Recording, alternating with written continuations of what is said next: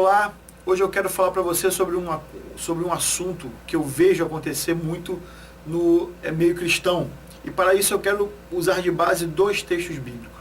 O primeiro texto bíblico, você pode abrir sua Bíblia, está na primeira carta de Paulo aos Coríntios, capítulo 7, versículos 22 e 23, que diz assim: Pois aquele que, sendo escravo, foi chamado pelo Senhor, é liberto e pertence ao Senhor. Semelhantemente, aquele que era livre, quando foi chamado, é escravo de Cristo. Vocês foram comprados por alto preço. Não se tornem escravos de homens. O segundo texto bíblico está lá no Evangelho de João, capítulo 1, versículos 12 e 13, que diz assim: Contudo, aos que o receberam, aos que creram em seu nome, deu-lhes o direito de se tornarem filhos de Deus, os quais não nasceram por descendência natural, nem pela vontade da carne, nem pela vontade de algum homem, mas nasceram de Deus. Aqui a gente vê parece uma discrepância entre os textos, porque no texto de Coríntios nós somos chamados de servos de Cristo, né? E no texto de João somos chamados de filhos de Deus. A bem verdade é que nós, de fato, né, somos servos de Cristo. Servos de Cristo. Mas por direito somos feitos filhos de Deus por causa do sacrifício de Cristo. Se você... a Bíblia fala que Jesus, ele era o Filho unigênito de Deus. Único Filho de Deus. Unigênito tem correlação com único. E quando Jesus morre, entrega a sua vida em nosso lugar e ele ressuscita, a Bíblia fala que ele é o primogênito dentre os mortos, ou seja, ele é o primogênito. O que é um filho primogênito? Ele é o mais velho, ele é o primeiro de outros filhos. Então, Jesus, na sua ressurreição, ele deixa de ser o Filho único de Deus para ser o primeiro, aquele que recebe, né, a herança do Pai, mas que junto com ele tem vários outros irmãos que somos nós, que por herança nos tornamos filhos de Deus. Mas de fato, na verdade, né, nós somos servos. Né? Nós fomos comprados pelo sangue de Cristo. Né? É claro que esse termo usado por Paulo, ele tem correlação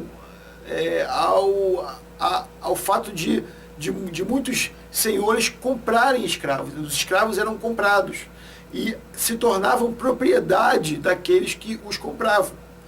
O escravo, ele não era dono de si mesmo. Ele tinha um dono que era aquele que havia comprado ele. Então, a relação real, né, a relação real do cristão para com Deus é de senhor e servo. Mas Deus, por amor, se relaciona conosco como pai e filho. Né? Ou seja, Deus quis ser nosso amigo. Né? Deus é nosso amigo. O desejo da relação de Deus para com o seu povo é uma relação de amizade. Né? Deus deseja ser nosso amigo. Mas, se nós não entendermos, né, essa relação, né, de amizade através do amor, Deus muitas das vezes tem que se fazer Senhor e mostrar de fato que na realidade nós somos servos. Isso eu vou explicar um pouco mais à frente, mas é só uma contextualização que eu estou querendo dar aqui no início. Então, assim estabeleceu Deus. Deus, por sua bondade e amor a nós, né, nos tornou filhos por meio do seu único Filho, Jesus Cristo. Então, sendo filhos de Deus e Deus nos amando, ele nos abençoa. Deus é bom para conosco. Deus nos abençoa porque nos ama. Né? Deus nos salvou porque nos ama. Nós éramos pecadores, miseráveis, não tínhamos nada em nós mesmos que pudesse atrair a Deus. né? Não temos qualidade alguma que atraia a Deus. Mas Deus olhou para nós com amor e nos amou. Por isso que a Bíblia fala que não fomos nós que o escolhemos, mas Ele nos escolheu primeiro, né? O amor que hoje sentimos no coração não foi de nós, de cada um de nós para com Deus, mas sim de Deus para nós. Nós o amamos porque Ele nos amou primeiro. É o que diz as Escrituras. É isso que está fundamentado. Então, eu quero ler um outro texto aqui do Evangelho de João, capítulo 15, versículo 15, que diz assim: já não os chamo servos, né? Jesus falando com os discípulos, já não os chamo servos, ou seja, apesar de vocês ser servos, né, eu ser Senhor, já não os chamo servos, porque o servo não sabe o que o seu Senhor faz. Em vez disso, eu os tenho chamado amigos, porque tudo que eu ouvi de meu Pai, eu lhes tornei conhecido. Então, resumindo tudo que eu falei até agora, é o seguinte: Deus é Senhor e nós somos servos. Mas Deus, por amor, estabeleceu a relação de pai para filhos. Deus nos adotou como filhos. Apesar de ter nos comprado como escravos, Deus nos trata e nos adota como filhos. Ok? Entendido isso? Aí eu quero entrar na questão e no assunto que eu quero dizer hoje, que é que tem muito cristão que é sem noção disso, né? Tem muito cristão que perdeu a noção dessa realidade, né? Eu fico, muitas das vezes, horrorizado com algumas coisas que eu vejo, porque tem muitos cristãos, muito crente, que esquece que ele é servo, que esquece, né, da condição miserável que ele foi encontrado pelo Senhor, e Deus o levantou, o restaurou, lhe deu uma vida nova, e ele simplesmente, com o tempo que passa, ele esquece disso. Eu gosto de citar um exemplo assim, né? Se você encontrar na rua um morador de rua, né? Se você tiver, vamos supor, perto da sua casa tem um morador de rua que fica ali sentado na esquina, e você, vamos supor que você passa por ali e se compadece dele. E aí você vai lá e dá a ele um prato de comida. Quando você der esse prato de comida para ele, ele vai te agradecer, talvez ele conte a história dele, porque ele está ali naquela situação.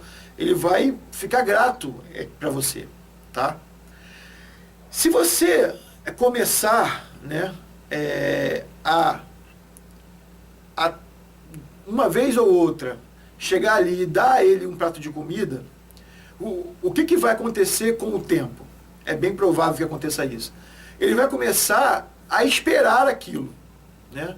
Ou seja, ele vai começar a olhar aquilo não como uma bondade sua para com ele, mas ele vai começar a entender que você deixa de ser uma bondade para começar a ser uma obrigação. E a hora que aquilo ali se torna uma obrigação, ele vai chegar um momento que quando você passar por ele e não der comida para ele, ele vai começar a te exigir: ué, não trouxe a minha comida hoje? Tipo assim, aquilo que era uma bondade, né, uma compaixão por ver ele naquela situação, ele se acostuma com aquilo e vai até o ponto que ele vai começar a reclamar porque você não deu comida a ele aquele dia. E é exatamente essa relação que eu tenho visto de muitos cristãos para com Deus. Nós somos aquele mendigo ali. Deus, quando nos encontrou, nós estávamos na sarjeta, eram mendigos. Quando eu falo, porque assim, mendigo não na condição social e financeira, mas mendigos espiritualmente. Né? Como Jesus fala com a igreja lá em Apocalipse: você está cheio de dinheiro, é rico, é bastada, mas não percebe que é pobre, cega e nu. Ou seja, a condição real nossa, espiritualmente, sem Deus, era de morte. Era a pior condição possível. E Deus sente compaixão de nós, nos regenera, nos acolhe como filhos, nos abençoa, e nós começamos a nos acostumar com as bênçãos de Deus, e depois que aquele período, né, de costume, do primeiro amor, daquela novidade, a bondade de Deus, Deus é bom para mim, olha o que Deus está fazendo comigo, a gente começa a inverter as posições, começa a querer exigir de Deus as coisas, né? Como se a salvação pela graça já não nos fosse suficiente, como diz Paulo, como Deus disse a Paulo: Paulo, a minha graça, ela te basta. E aí o que acontece, o que eu vejo, o que me deixa horrorizado, né, é quando eu vejo um monte de crentes cheios de si, né, requisitando bênçãos, né, Senhor, me dá aquilo que é meu, né, eu quero, eu sou dizimista, eu sou ofertante, o Senhor tem que me abençoar. Como eu vi outro dia um pastor aí muito conhecido, tem vídeo dele na internet, ele falando que quando você oferta, Deus se torna obrigado a te abençoar, como se o dízimo fosse o primeiro ato. Não, meu irmão. O dízimo não é o primeiro ato, a sua oferta não é o primeiro ato. A sua oferta é o segundo ato. Você não dá para receber, você dá do que já recebeu. Tudo aquilo que você tem é Deus quem te dá. Quando você oferta a Deus, você não está dando algo seu, você está dando algo daquilo que Ele já te deu. É um ato de gratidão por algo já recebido. Mas eu vejo esse pastor falar que quando você dizima e oferta, Deus se torna obrigado a te abençoar. Olha que coisa louca, né? Então, as posições estão invertidas. Eu sou senhor e ele é servo. Jesus é um simples garçom, delivery, que está ali para me dar aquilo que eu quero, né? Que coisa que loucura é essa? Isso é perder a noção de quem nós somos e de quem Deus é. Né? E eu tenho visto isso, as pessoas botando Deus contra a parede. Senhor, eu sou dizimista, eu quero a minha benção, dá aquilo que é meu. Tem até aquela canção, restitui, me dá aquilo que é meu, e traz de volta o que é meu. O que é meu a não ser mazelas, podridões e misérias? Né? O que é meu? Não tem, nem a minha vida é minha, nem a sua vida, irmão, é sua. Você foi comprado, você é propriedade de Cristo, você é escravo de Cristo, você é servo de Deus, né? É servo de Deus. Então, as posições estão se invertendo. Deus está... sabe, eu vejo às vezes as pessoas... É como se Deus estivesse pedindo, pelo amor de Deus, para nós amarmos Ele. Como se Deus fosse um cara que fica nos dando recompensas para que a gente continue servindo a Ele. Irmãos, se você servir a Deus, se eu servir a Deus, eu sou o beneficiado, você é o beneficiado. Deus não vai ser mais glorioso ou menos glorioso se eu e você servirmos a Ele. Se eu e você decidirmos não seguir a Deus, Ele continua sendo Deus. E nós é que vamos perder. Nós é que vamos morrer por toda a eternidade no inferno. Sabe, os crentes estão sem noção disso. Estão sem noção. Estão invertendo as coisas. E não pode ser assim. Sabe, não é saudável que seja assim. Não é sábio que seja assim.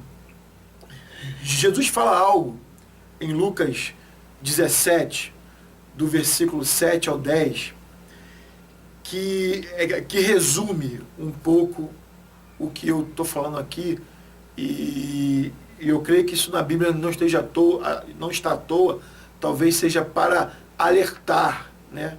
E para nos trazer de volta à realidade daquilo que somos e do que Deus é, né? Eu quero que você abra a sua Bíblia aí em Lucas 17, do 7 ao 10, que você vai ler o texto comigo. O texto diz assim: Jesus está contando uma parábola para tentar explicar aquilo que ele quer dizer aqui. Diz assim o texto: qual de vocês, que tendo um servo, que esteja arando ou cuidando das ovelhas, lhe dirá quando ele chegar do campo: vem agora e sente-se para comer?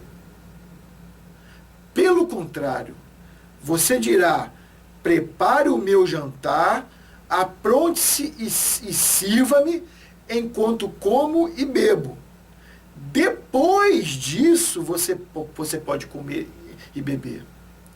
Será que ele, ou seja, que o Senhor, será que o Senhor agradecerá ao servo por ter feito o que lhe foi ordenado? Assim também vocês, Jesus está falando, assim também vocês, eu e você, quando tiverem feito tudo o que lhes for ordenado, devem dizer: somos servos inúteis, apenas cumprimos o nosso dever. Irmãos, aqui esse texto é muito claro. Jesus fala assim, eu sou Senhor. E se nós levarmos ao pé da letra, um senhor trata um servo desta forma. Que forma é? Ele está lá no campo, arando, cuidando das ovelhas, e quando ele chega em casa, ele ainda tem que me servir e estar ali ao meu lado enquanto eu como e bebo, e só depois, mesmo ele estando com fome, mesmo ele estando com sede, mesmo ele estando cansado, só depois ele vai poder comer e beber. E se nós olharmos, né, para a relação de senhor e escravo, né, nas culturas, era assim. O servo está ali para atender o senhor até a hora que ele fala assim, pronto, não quero mais nada, agora você pode ir. E aí sim, ele vai cuidar da vida dele, vai comer, vai tomar banho, vai fazer o que for.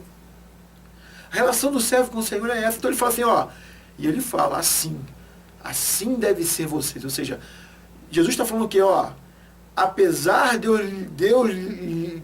tratar vocês como amigos, de eu tratar vocês como próximos a mim, não esqueçam de que vocês são servos. Então, quando, ao invés de você abrir a boca para reclamar, para requisitar alguma coisa, você deve dizer o quê? Somos servos inúteis.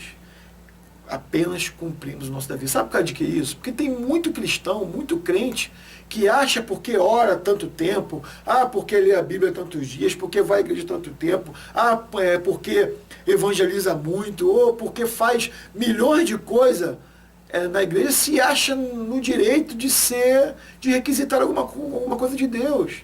Irmãos, tudo que eu e você fazemos, só fazemos porque Deus age em nós.